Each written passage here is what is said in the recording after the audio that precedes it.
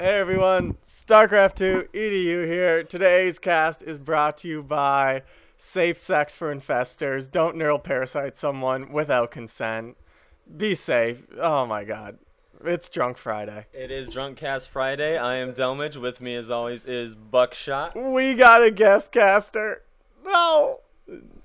His name is Zergburger. Say hi, Zergburger. Say hi. Hello, StarCraft fans. My roommate's with us. Alright. He does play StarCraft though. He is the Zergburger, and he will be helping us out with his cast. So this is a game that I played. We're just casting two of my games. We thought they were kind of fun. This one is on Shakira's Plateau. It's a big map. You Really? had trouble with this one last time. Yeah. I feel like you have trouble remembering the name of this map. There's a lot. You can't remember the map. Dude, I don't know any of the maps. Exactly.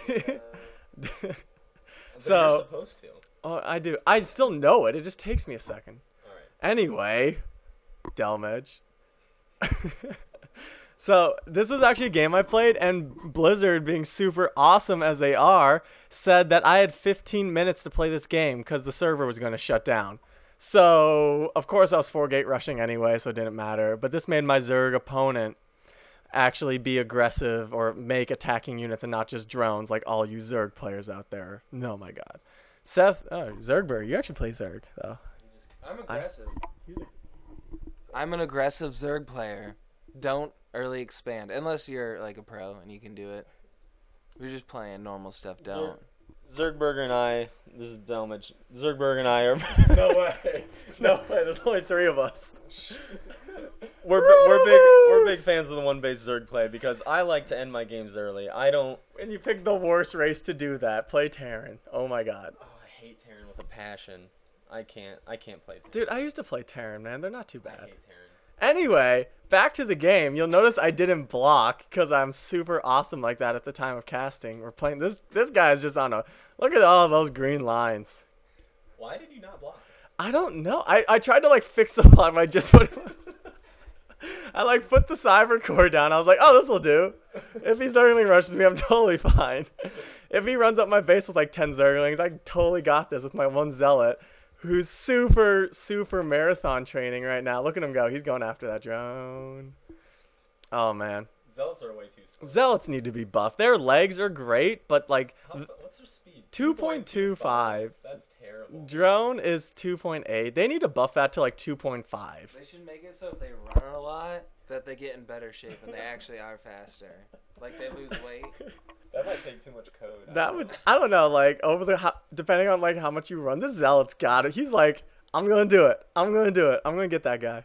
Anyway, I'm finishing my block over here with my gateways. It's starting to look like a block though. It is, but I mean, I'm not doing the proper time. This was before I looked up the proper timing for 4-gating, so I was not too smart. Our Zerg player or sort of fast. I don't know if he fast expanded. Anyway, well, he Roachworn. expanded. Yeah. One thing He's I got don't a agree block with going. is Look at that. If you have a game that you're supposed to end in 15 minutes, if Blizzard tells you have 15 minutes to like Which happened. get your shit done, I'm not gonna expand. I'm gonna go one base, Roach all in. Which is very strong, actually.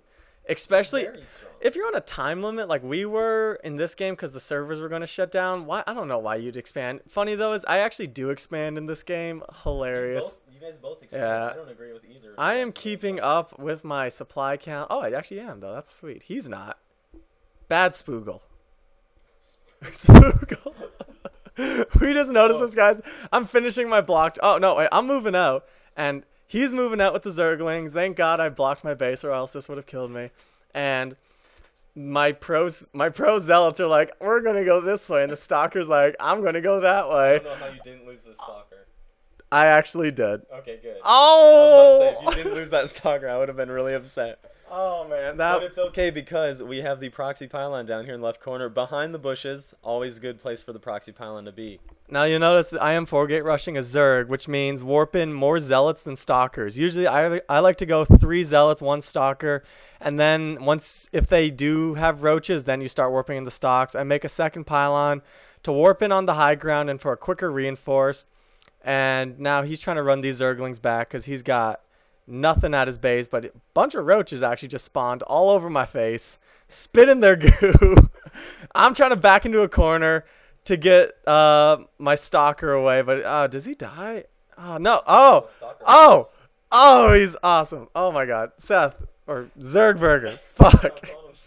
Zergburger. Give tips for Zerg players in this game. Build spine crawlers. Yeah, he actually did it.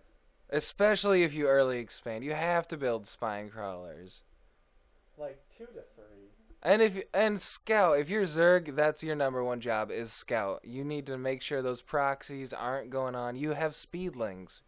Like, that's the fastest thing in the game this early. Map control. Map control. It is the fastest thing in the game. A speedling on creep has like 7... It's insane. 8 speed. Something ridiculous. So you guys notice, I mean, he's only got roaches going on, so I kept warping in stocks Magox, and I'm actually going to sack his natural here. And I actually, oh man, he's just see, this is when you don't scout the 4-gate, you all of a sudden, with no spine crawlers, have a 4-gate on your doorstep, and then as a Protoss player, if you're trying to break a Zerg like this, when they make Zerglings, you just make Zealots, and when they make Roaches, you just make Stalkers. They hard counter both. So, or Zealots especially, if a Zergling can't get a surround on a Zealot, that Zealot will go like 3 to 1. That is just gushing blood. Oh, it's That's gross. Oh, that is gross. Look at that. There's like it's like a butthole. A little side note, though. Look at that. Educational side note. Your Zerglings need to attack the Stalkers, and your Roaches need to attack the Zealots, because that's what counters what. You don't want to send your Zerglings against the Zealots, because that's just a waste of time. One Zealot can kill 3 Zerglings. And almost kill a 4th. Almost kill a 4th. It's... With a +1, it can, I think, definitely kill. +1, it kills 4 easily. So don't do it. So I sacked his natural here, and usually when Buckshot runs away, even though they're on a time limit, and he had this game pretty much won. I just wanted to be safe and He's being safe. And I'm expanding. Oh, I got a burp. Anyway. So as you can see, Buckshot is moving out. He's done a ton of economic damage to the Zerg player. He sacked the natural. Now the Zerg is on 1 base. Buckshot's mindset here, if he gets on 2 base, he has this game won, which is true, except the game is under a time limit. So in this case, I would not necessarily go against this. But if we look at units killed, the Zerg player is in a lot of trouble. 47 against 14. That's a pretty big deal, and 8 harvesters killed. For Buckshot. Now, if you do notice, Buckshot put his forge down right here in this spot. The reason for this is so the Zerg cannot get a run by. The forge is essentially acting as a funnel, and it's funneling all the units right in towards that little area where all of Buckshot's attacking units are. If you don't have the forge there, Zerglings can just run through that little gap, run around, get in behind the mineral line, and just basically cause banelings too, anything. And they can cause a lot of economic damage that way. Especially if your army is not in position. Exactly what Buckshot just said. All right, Zergburger, tips right now. Spine crawlers. And there you have it, folks. Spine crawlers. If he had 3 spine crawlers, I would have failed. I would have been failed hardcore. He would have been in great shape, looking good. Double think. Yeah. Rethink. Are you kidding? So I'm expanding now, and I'm getting a couple more sentries because I'm just transitioning into more of a standard unit comp for 4-gate.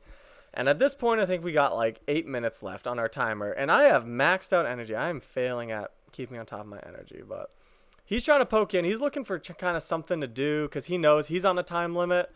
But he's funneled, so he can't get the lings up there and do much damage. He can't get a surround with the lings, which, as Zerg, you need to get a surround to get your attack going well. If you don't get a surround, if Zerg attacks on one front, you're pretty much screwed because all your units are weaker.